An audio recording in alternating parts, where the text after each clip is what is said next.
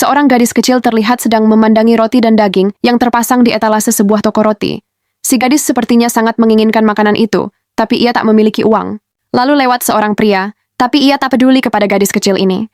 Kemudian muncul pria lain lagi, dan sama saja ia juga tak peduli. Si gadis kecil yang belum paham bagaimana cara mencari makan, hanya bisa menangis mengharapkan ada orang yang mengasihaninya.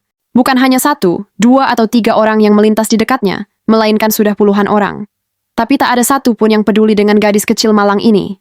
Namun sebelum lanjut jangan lupa follow ya guys. Mimin doakan semoga orang yang sudah follow sehat selalu dan dilancarkan rezekinya.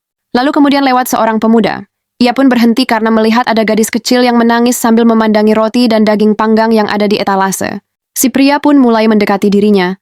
Lantas ia menanyakan mengapa si gadis menangis sendirian di sana. Lalu si gadis kecil berkata jika ia lapar. Dan si pria itu pun langsung masuk ke dalam toko roti itu untuk membeli burger ukuran besar. Kemudian pesanan pun sudah selesai dibuat.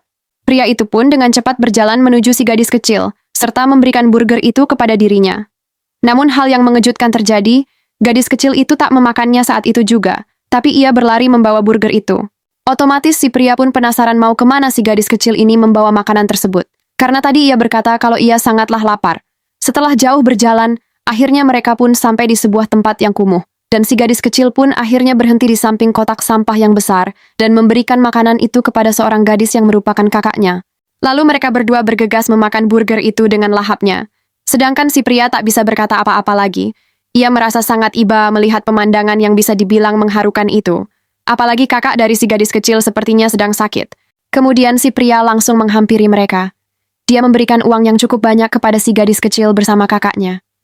Dan bukan hanya itu saja, pria itu pun langsung membawa si gadis untuk pergi berobat ke rumah sakit.